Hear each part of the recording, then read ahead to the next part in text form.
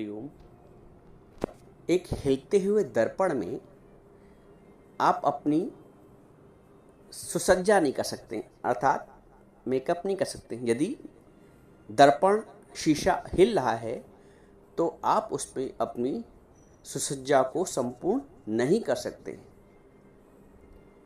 एक हलचल युक्त पानी में, जल में आप अपना प्रतिबिंब नहीं देख सकते। यदि पानी में हलचल है, लहरें हैं, तरंगे हैं,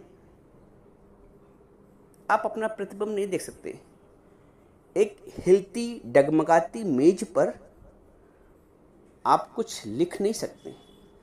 लिखने के लिए ये आवश्यक है कि मेज स्थिर हो, उसके डगमगाहट उसकी खत्म हो। सुसज्जा करने के लिए दर्पण के माध्यम से ये आवश्यक है कि दर्पण स्थिर हो।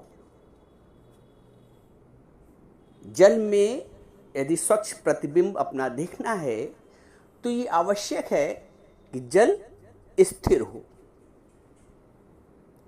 अब यहाँ इन तीनों उदाहरण में एक बात बिल्कुल स्पष्ट है कि चाहे वो दर्पण हो, उसका स्थिर रहना आवश्यक है यदि सुसज्जा करनी है तो। जल है, उसका स्थिर होना आवश्यक है यदि प्रतिबिंब देखना है तो। मेज, उसका स्थिर रहना आवश्यक है यदि उस पर अपना कार्य लिखने का संपन्न करना है तो। स्थिरता के अभाव में या अस्थिर परिस्थिति में आप ये कार्य नहीं कर सकते। जब हम इन उदाहरणों को अपने अध्यात्म से जोड़ते हैं तो आत्मा की सुसज्जा के लिए, अपने आत्म स्वरूप की सुसज्जा के लिए, जैसे बाहर आप मेकअप कर रही हैं अपने शरीर का, उसको दर्पण में देख रही हैं, और यदि दर्पण स्थिर नहीं है, हिलडुल रहा है, तो आप अपनी सुसज्जा नहीं कर सकते। वैसे ही हमको भी अपनी आत्म स्वरूप की सुसज्जा, अपने आत्म स्वरूप की सुसज्जा करना ही करना है, क्योंकि आत्म स्वरूप से सुसज्जित होने के लिए ये मनुष्य की देह मिली है। देह सबको मिली है, पशु को भी, पक्षी को भी, कीट मकोड़े सबको देह मिली है। मनुष्य की देह की विशेषता ये है कि वो विवेक जागृत के पश्चात अपने आत्म स्वरूप से एकाकार हो जाए, अपने आत्म स्वरूप को सुसज्जित कर ले। जैसे आप अपने शारीरिक सुसज्जा के बिना, आपको अपूर्णता लगती है ना, कहीं बाहर निकलना हो तो जब तक आप दर्पण में देख के अपने आप को सुसज्जित नहीं कर लेंगी तब तक आप निकलेंगे नहीं। आपको एक अपूर्णता का एहसास होगा, आपको एक कमी लगेगी, क्योंकि पूर्णता के पश्चात ही जो संतुष्टि होती है वो प्राप्त होती है। अधूरेपन में संतुष्टि प्राप्त नहीं होती है। तो जिस तरह दर्पण को देखकर आप पूर्ण रूप से सुसज्जित होंगी और फिर बाहर निकलेंगे अपने कार्य के लिए, वैसे ही इस जीवन में आकर, इस जगत में आकर, हमको गुरु रूपी दर्पण में अपने आप को देखकर अपने आप को आत्म सुसज्जित करना है। देह की सुसज्जा तो जीवन भर चलती रहती है। आत्म सुसज्जा कब होगी? अपने आत्म स्वरूप की सुसज्जा कब होगी? कभी सोचा है? ना सोचा है, ना कोई इस ओर ध्यान देता है। जीवन गुजर जाता है, युवा बालपन से युवावस्था, युवावस्था से फिर प्रौढ़ावस्था, वृद्धावस्था, जो जितनी अवस्थाएं आती हैं, और हर अवस्थाओं में अवस्था, शरीर की अवस्था के अनुसार सुसज्जा चला करती है। परंतु क्या कभी अपने आत्म स्वरूप की सुसज्जा का विचार आया मन में? नहीं आता है, क्योंकि आत्म स्वरूप की सुसज्जा का ज्ञान किसी ने दिया ही नहीं।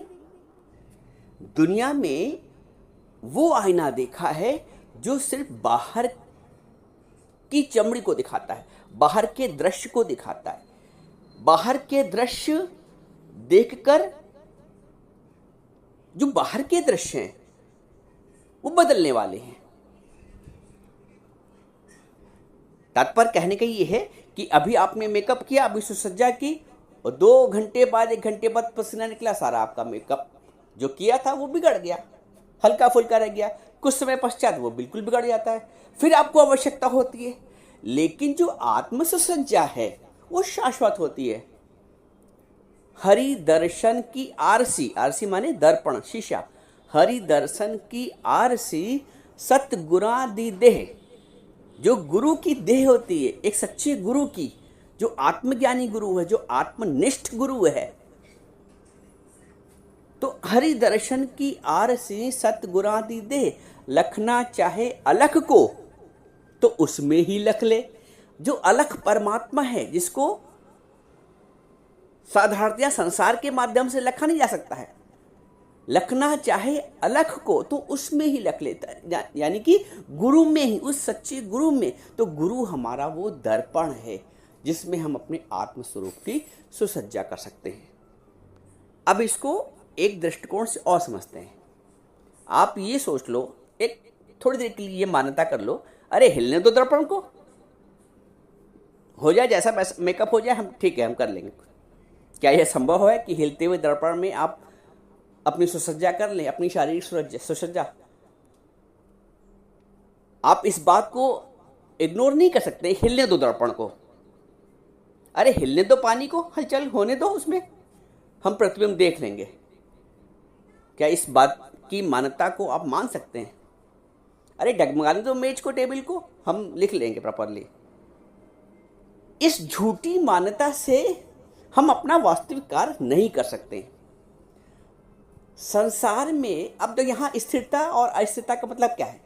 मन जो है वो अस्थिर है, सांसारिक परिस्थितियों में मन अस्थिर है, और चूंकि मन अस्थिर है, डामाडोल है, डगमगा रहा है, हलचल है, इसलिए हम अपने आत्म स्वरूप की सुसज्जा नहीं कर सकते, हम अपने स्वरूप को नहीं देख सकते, हम अपने वास्तविक स्वरूप के दृष्टा नहीं हो सकते।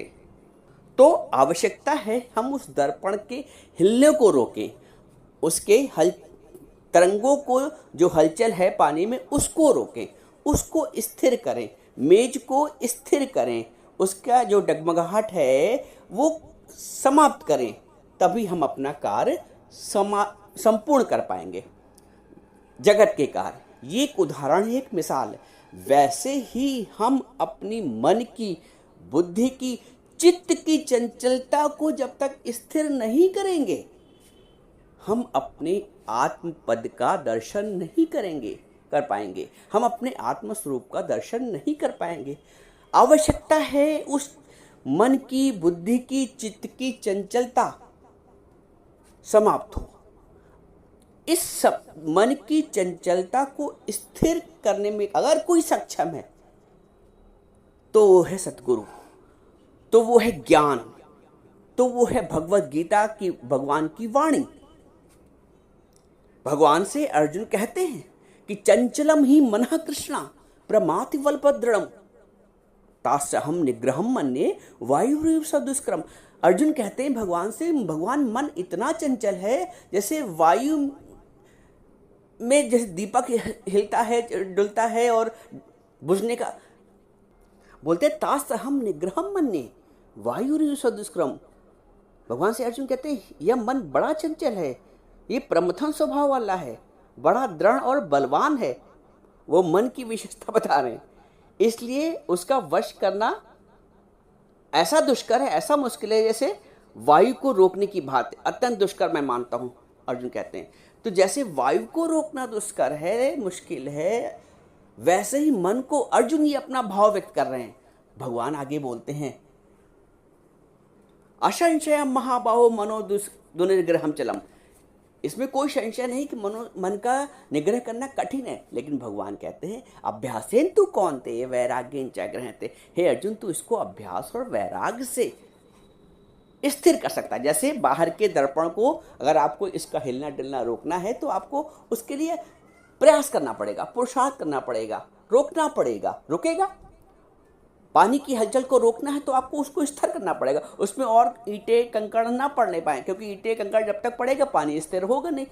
पानी स्थिर नहीं होगा तो आप अपना प्रतिबिंब नहीं देख पाओगे। वैसे ही मन में जो तरंगे हैं, जो कंकड़ ईंटे पत्थर पड़ते हैं, इनका रुकना आवश्यक है।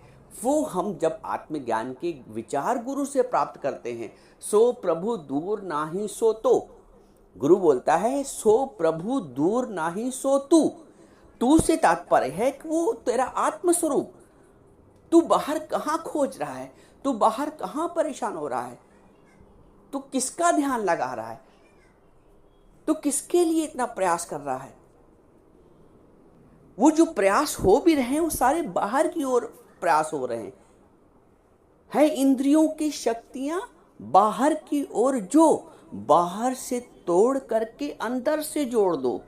कर सकल द्वार बंद, यानी ये जो इंद्रियों के द्वार हैं, कर सकल द्वार बंद, समाधि लगा कर देख, अंतःकरण में ज्ञान की ज्योति जला कर देख। जो अंतःकरण में ज्ञान की ज्योति जब तक नहीं जलेगी, सारा जीवन मनुष्य चाहे वो 80-90 साल का जीवन गुजार दे, परंतु अंतःकरण में ज्ञान की ज्योति जो आत्मज्ञान है उसकी ज्योति जली नहीं पाती, क्योंकि विवेक जागृत नहीं होता है। और विवेक जागृत इसलिए नहीं होता है क्योंकि हमें सही सत्संग, सही सच्चा सद्गुरु की प्राप्ति नहीं होती। लेकिन जिस दिन से सही सत्संग, सच्चा सद्गुरु की प्राप्ति होती है, हमारा जो परमार्थिक उद्देश्य है हमारे जीवन का, हमारा जो लक्ष्य है, परम लक्ष्य है, उसकी प्राप्ति हमको हमारा सच्चा सद्गुरु कराता है। वो मन को स्थिर करता है। कहते हैं मन को आत्म राह दिखा दो वरना मन नहीं मानेगा। मन को जब तक अपने आत्मा की राह, अपने आत्म स्वरूप की राह नहीं दिखाओगे, बाहर बाहर भटकते रहोगे, तब तक मन मानेगा ही नहीं।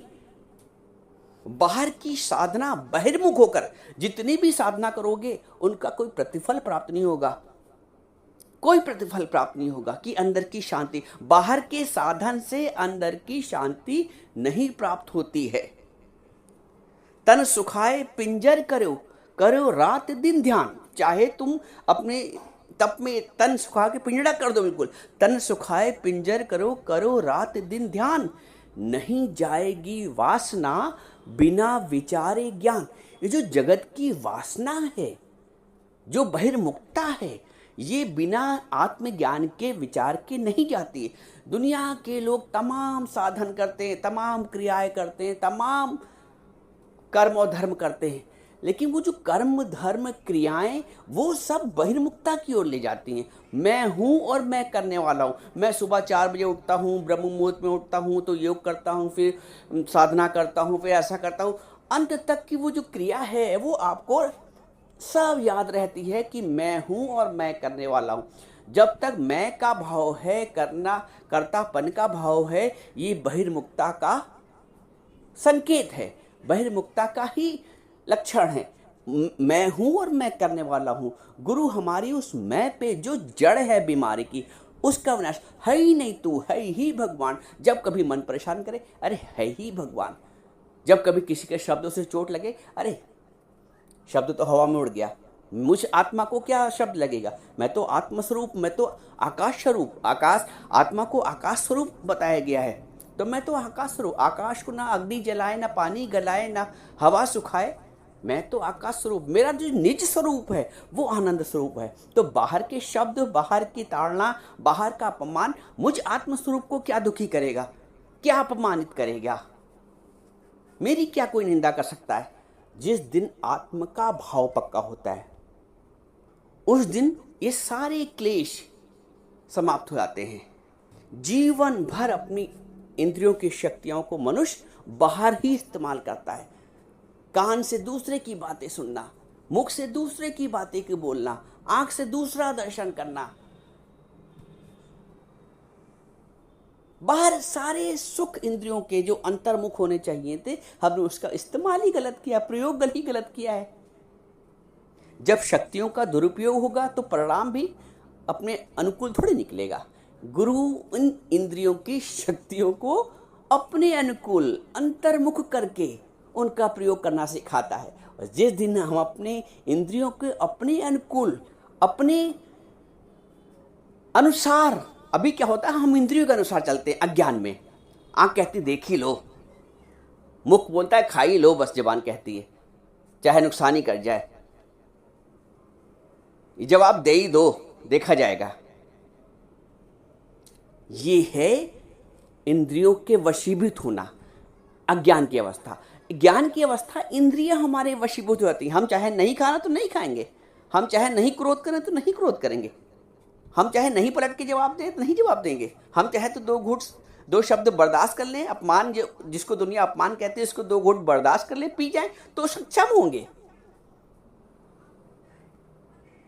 तो ज्ञान और अज्ञान में ये परिवर्तन आता है। ज्ञान में हम नियंत्रणकर्ता बन जाते हैं, इंद्रियों को नियंत्रण करने में सक्षम होते हैं, और अज्ञान में इंद्रियों के वशीभूत रहते हैं और जीवन ऐसी व्यर्थ में गुजर जाता है बिना उद्देश्य की प्राप्ति। आप जैसे मार्केट गए हो तो आपका एक उद्देश्य है कि आपको वो चीज़ कोई खरीद के लानी है भाई, इसीलिए आप गए हैं मार्केट। और खाली हाथ लौटाएं तो आदमी भी कहेगा घर वाला कि यार तुम तो गए थे इसलिए तुम खाली क्यों लौटाए, अरे अपना काम करके आते पूरा।